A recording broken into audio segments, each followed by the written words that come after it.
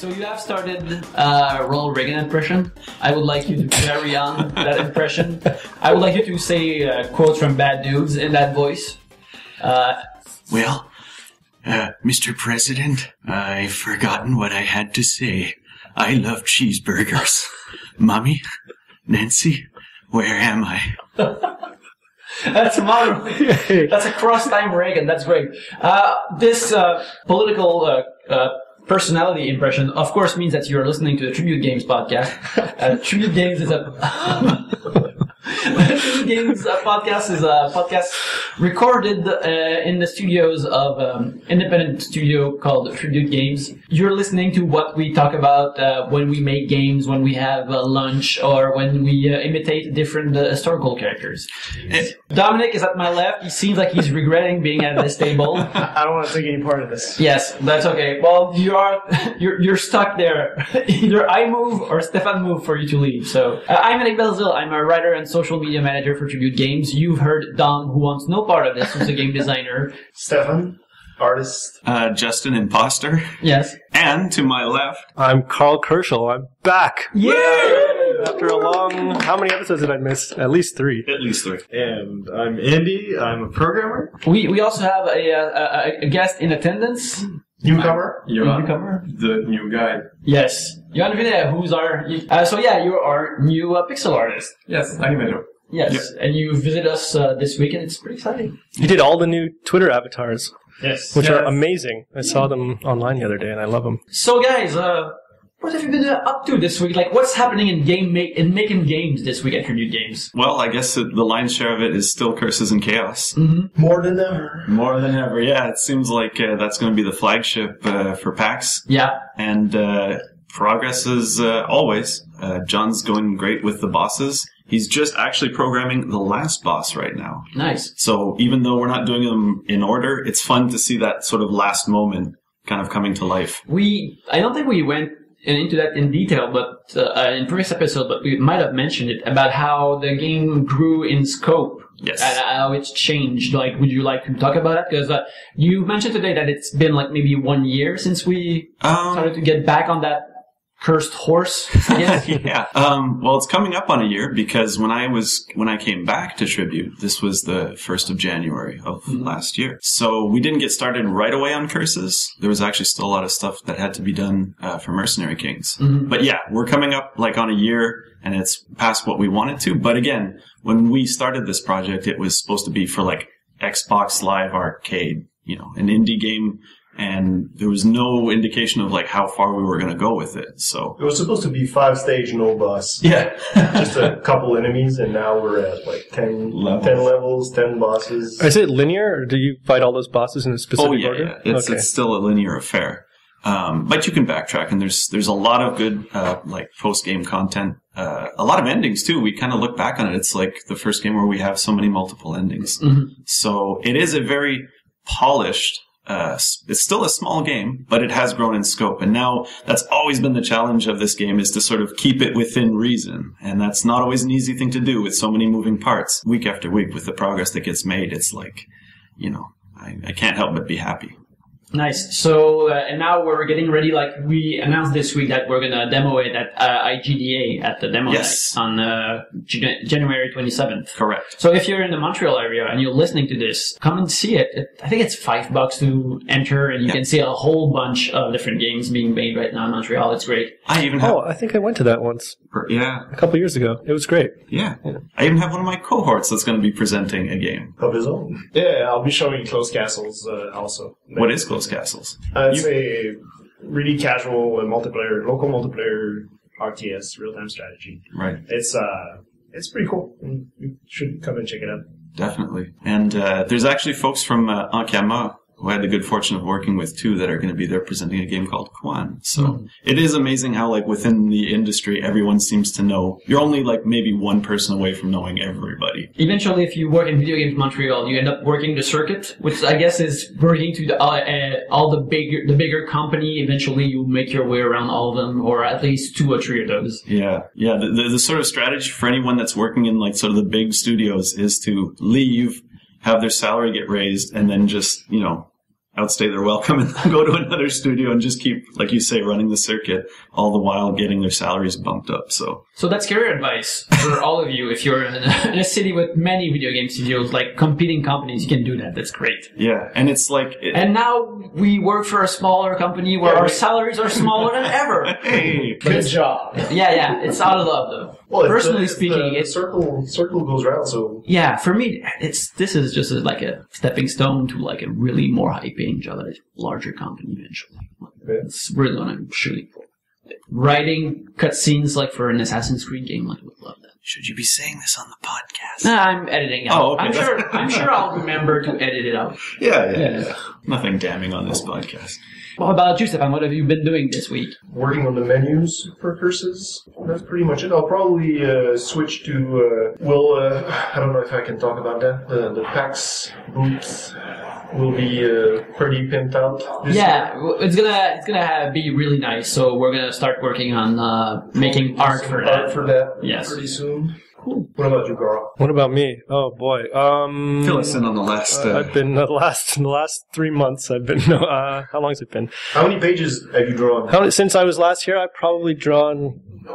I don't know, at least 20 pages of comics. A lot of pages of comics. That's what I've been doing. I drew comics over Christmas in my parents' basement. It was like being like 16 again. Yeah, over New Year's. But that's not interesting. No, I've been drawing comics, and I've been playing Alien Isolation at night when I go home. How is that?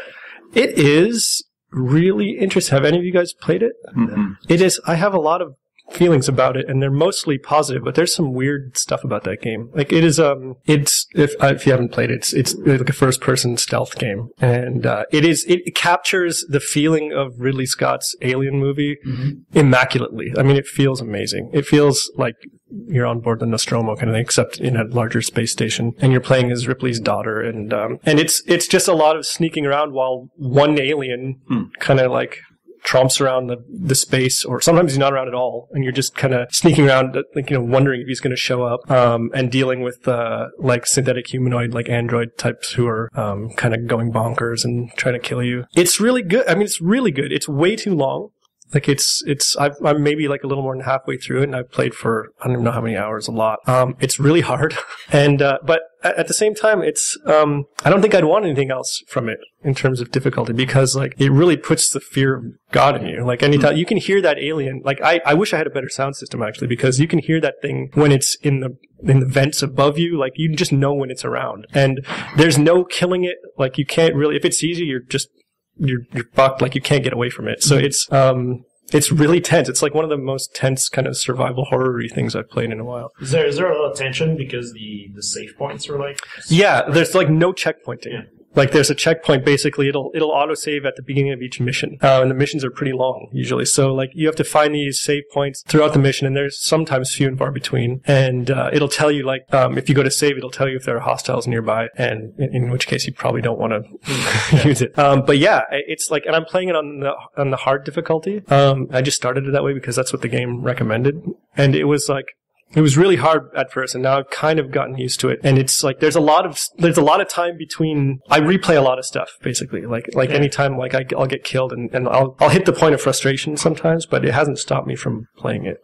Did the game bully you in playing it hard? Like, yeah, you can try pussy mode. It basically said it had easy, normal, hard, and then insane, whatever. And it said, and under hard it said, this is the way the game is intended to be experienced. So I thought, okay, I guess that's what I'll play. And I regretted it, but then I think it's okay. What are the missions like? Like, was it like will the door so aliens can get in? Kinda, it's like one long story. Basically, you're on this ship going to, you're trying to find out what happened to your mother, and you're on the ship with a bunch of other people, and something happens to the ship when you find this space station, which is mostly abandoned. And then you end up with a couple of other people from your crew on board this station, separated from them. And it's really ultimately all about getting your ship freed, and you're getting your people, one of your people is injured. You have to one of the missions, for example, is like get to the medical tower, and find like a trauma kit to help this crew member. But like to do that, you have to like, someone's guiding you over the speaker system, and then you have to like go and like find some doctor's computer terminal to find the code to open this door, to go find the doctor because he's got a physical key card on him. And then you've got to find what room he was killed in to, and all this time all this time this alien is just Just on your ass. It's just like wandering around, and you have a motion detector, but he'll hear it. I mean, the alien is not stupid. Like, he will, if you're hiding under a bed, if he comes at you from a certain angle, he will see you and just kill you. Or if you use the motion detector too long, he'll hear it beeping and come and kill you. He'll come and kill you for almost any reason. So you have to be pretty sneaky about it. One thing I've seen in the videos that I love is how when you look at the motion detector, everything else is kind of blurry. Yeah, and you can change focus. Like the L1 button will actually shift focus back to your surroundings. That's fucking And awesome. it's cool. It is aesthetically amazing. And I'm playing it on a PS3. I wish I was on the PS4, but I don't have one. Because it's beautiful, even on the older systems. Seems kind of cool that they can actually make a whole game around just one enemy. That's the beauty of it. Yeah, It's not only one enemy. Like, No, there's a bunch of other... right. Like there's other synthetics and stuff, and even like other humans on board are like Yeah. on guard or like defending certain parts of the space station, so they'll like shout warnings at you and then shoot you.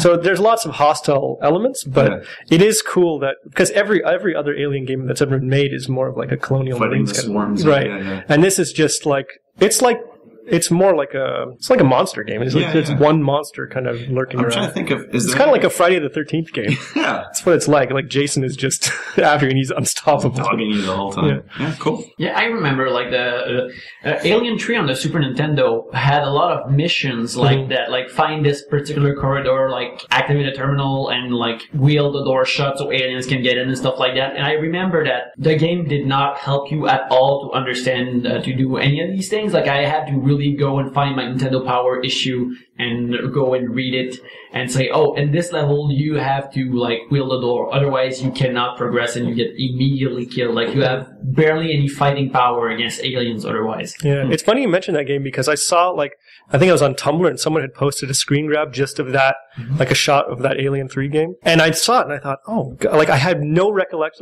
Like up until that point, I completely forgot that I played that game. I played that whole game. I don't even know where I got it. Like someone lent it to me and I played it and I remember the music. I remember the feeling of playing it. But when I looked at like a YouTube video of the actual gameplay, I didn't remember any of it, like any of that actual, what the game looked like or what you had to do. I just remember the feeling of it and kind of the little cutscenes and dialogue and stuff. Had to erase it from your hard drive.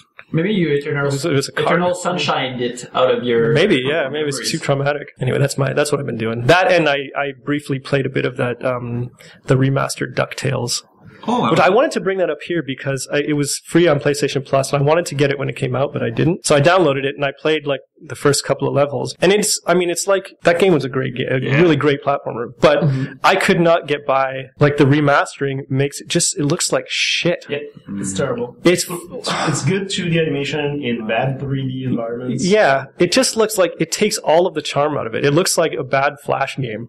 I have a trick for you, though. Like, that's how I've been playing. I played last night, too. Skip all the cutscenes. Oh yeah, but even the game itself, I'm like, I just wish this was pixel art. You know, it would look so much classier. Yeah, you see the logo, the Way Forward logo at the start. It's all pixely and it like bursts out. Yeah. And it's vector. It's beautiful. And it's like I know. But that's all I had to say about that. It's a great game. It's just ugly in this new remastered version. Yeah. Well, it's cool to see them kind of stepping out of their comfort zone and doing like hand-drawn things. Like they did the Boy and His Blob. And then maybe some other games too. Shantae is also. Yeah, but that's going to be the big one, is to see how they pull off Shantae and hand drawn. But good for them. Does the added 3D environment messes up the platforming experience? Not really, I don't think. Because usually, like when you get to see like the background shift, it makes like platforming more difficult. Yeah, I don't know. Dom, did you notice that? well- I didn't play enough of it to really notice It is that. exactly the same levels with the same game mechanics and all. They fixed a couple things. Yeah, okay. With the platform, you're used to see it as a flat surface that doesn't that is fixed, and when there's the 3D element in the background, it travels. So when the background sort of travels, it makes it makes like the 2D. It goes against the 2D platforming, I think. So it just like subtly like messes you up. Yeah, it doesn't read as well. Yeah, it just confuses your sense of that 2-dimension. Because suddenly it's not in 2 dimensions anymore. It's sort of weird 2.5 dimensions or 3D dimensions. What about you, Andy? What about me? All right. Well, what did you play or whatever? Or What did I do last week? Wow, I'm blanking. Not a whole lot has happened recently. I've just kind of been laying low and been drawing a few things on the side. Aside from that, I haven't really been playing too many games, but recently I decided to purchase TurboGrafx, really old. You bought the actual system? Yeah, I bought an actual system. It came with like 10 games. Get your bonk on. The original bonk system for younger listeners at home. We pressured our friend into buying one of those way back, like when they were out, because there were 3 of us living in this one house, and we each had, like, one of us had a Super Nintendo, one of us had a Genesis, but we didn't have a TurboGrafx, so we pressured our friend into buying one. There was only like 2 games we played on it. It was a bad purchase. That was a cool machine, though. Yeah.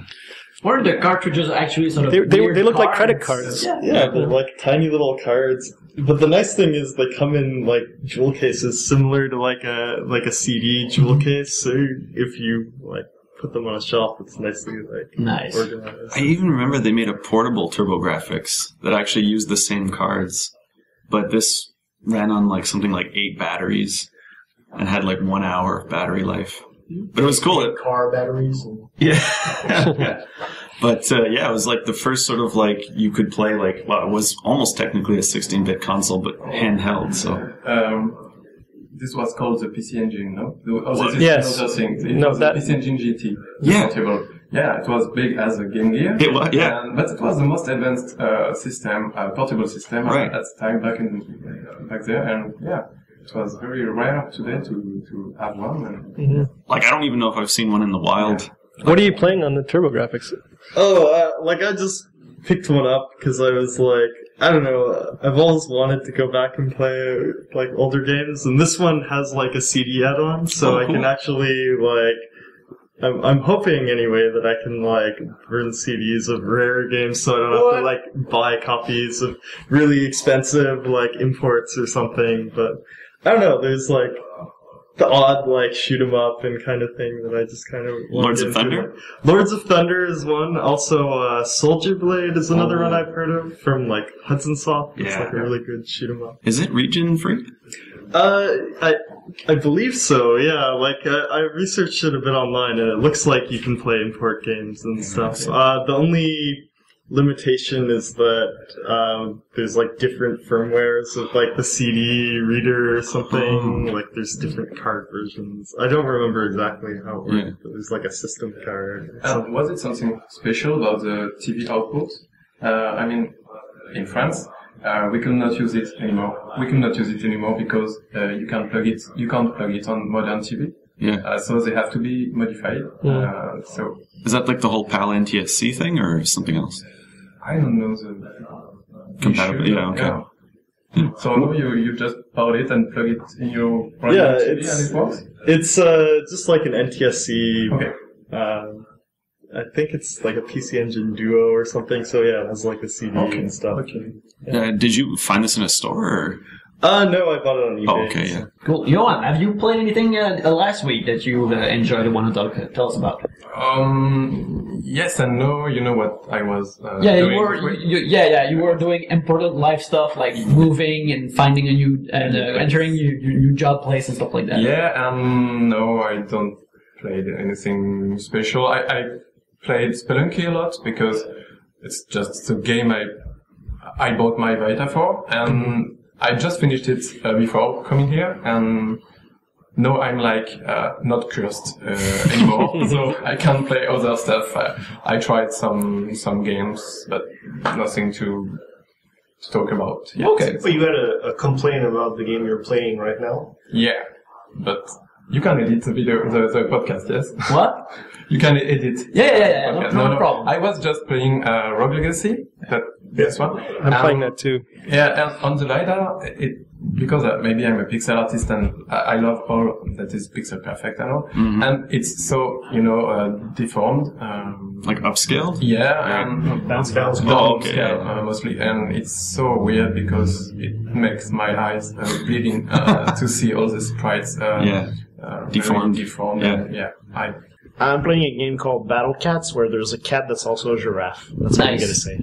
Yeah. You had me at the word cats. How about you, Stefan? What are you playing? Nothing really. Rogue Legacy as well. I finally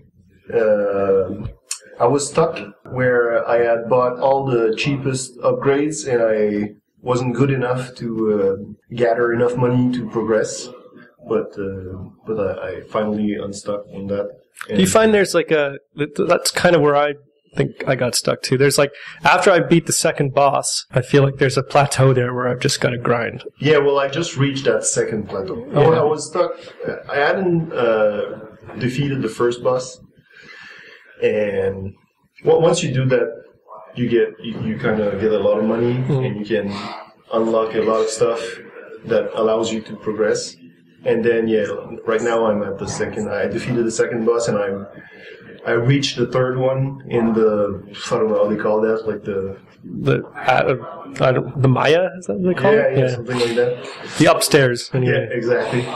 And I haven't been able to defeat it yet, but it's at first I didn't like the game because of that, and now I understand why it's appealing and interesting. I still think the upgrade system is a bit too complex.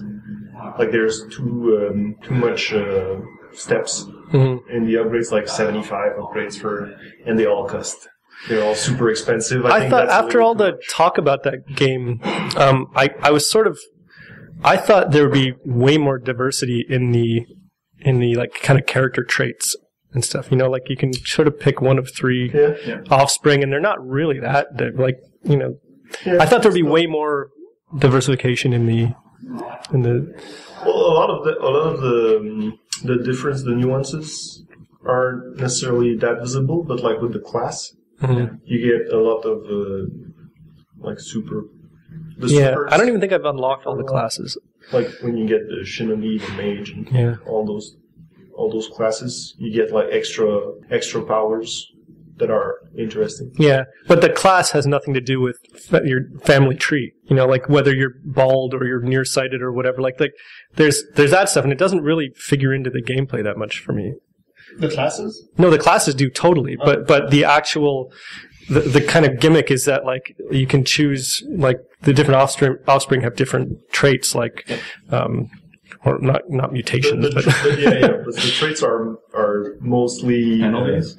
Yeah, mostly. Yeah. Some of them you just want to avoid. Yeah, like some of them are dwarf. Like, is there any like I was wondering if choosing a certain trait repeatedly would affect the further generations, but apparently it doesn't. Yeah, that's all random. Yeah, which is a good thing because you could eliminate maybe something that could be useful later on. So, I just found out that the dwarfs allows you to crawl into tiny spaces. Yeah, the dwarf because the hitbox is also smaller. Yeah, so it's pretty great. I found a room where there were little furnitures.